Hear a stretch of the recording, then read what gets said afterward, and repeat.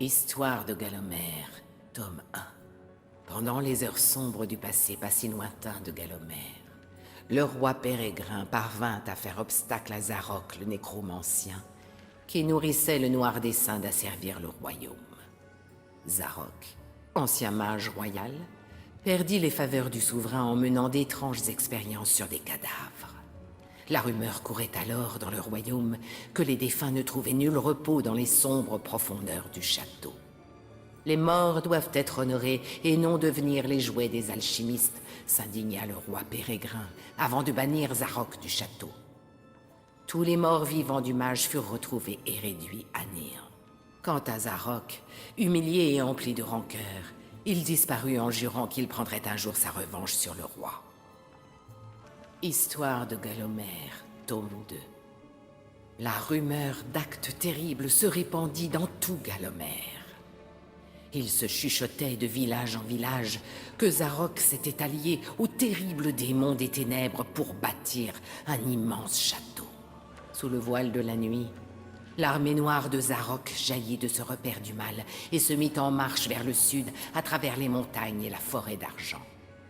Bien vite, le sorcier maléfique conquit jusqu'aux terres des Potirons.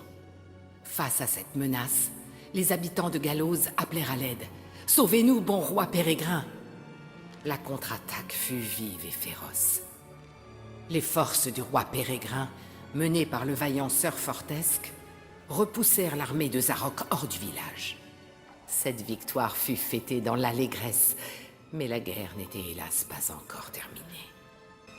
Histoire de Galomère, tome 3. En s'emparant des terres inondables, l'armée de Zarok sema l'inquiétude au sein du royaume. Cet emplacement stratégique permettait à Zarok de marcher vers l'ouest pour conquérir la forêt enchantée. Le royaume peinerait à se relever si ce site sacré venait à tomber entre les mains du vil sorcier. Ce fut à nouveau Sir Dan Fortesque qui prit la tête de l'armée royale pour repousser les troupes démoniaques.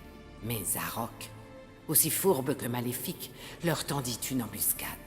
Une bataille titanesque, marquant à jamais l'histoire de Galomère, éclata alors. On raconte que Zarok l'eût emporté ce jour-là si un homme n'avait pas fait preuve d'une bravoure et d'une hardiesse inouïe. Sir Dan Fortesque mena la charge au cœur des rangs serrés des morts-vivants et pourfendit le garde de Zarok, l'effroyable Lord Gardoc. Enfin, juste avant de succomber à ses propres blessures, il parvint dans un dernier souffle à oxyre le sorcier félon d'un puissant coup d'épée.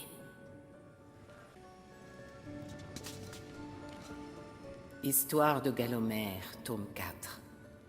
Les forces du mal furent anéanties au prix d'un terrible tribut de sang. Seule une poignée de soldats royaux survécurent à la bataille.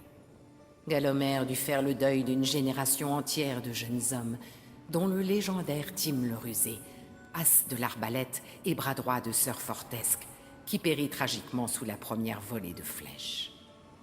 Le corps de Zarok ne fut jamais retrouvé, mais nul à Galomère ne le pleurerait s'il gisait, dans l'indifférence générale, au fond d'une fosse sans nom.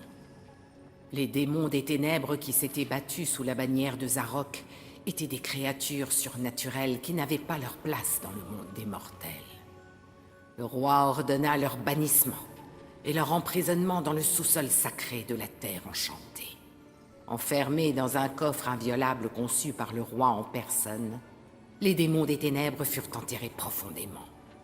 Leur sinistre tombeau fut scellé à l'aide d'un objet magique, connu désormais sous le nom d'artefact de l'ombre.